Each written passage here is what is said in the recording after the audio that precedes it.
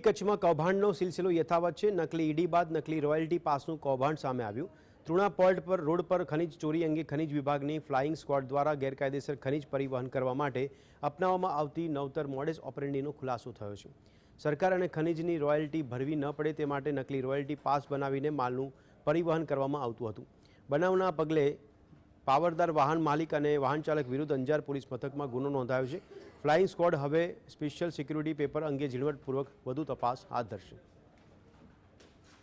दरमियान जे लीज धारकने कोरा एसएसपी पाना आपवामां आवेल हता ते लीज खातेथी 172 जेटला एज रेंजना पाना के जे रेंज पर डुप्लिकेट रॉयल्टी पास छापवामां आवेल ते पाना मळ्या नथी। ज्यारे जे लीज धारके पाना छापेला ए लीजनी तपासमां बीजो कोई एवो डुप्लिकेट रॉयल्टी पास के एना कोरा एसएसपी पाना मळ्या नथी अने जेथी अमे गईकाले अंजार पोलीस स्टेशन खाते ए बने लीज धारको तेमना पावरदार तथा जे वाहनमांथी डुप्लिकेट रॉयल्टी पास मळी आवेल तेना चालक अने मालिक आम 5 कसूरदारो विरुद्ध कायदेसरनी कार्यवाही थवा माटे धोरणसરની एफआईआर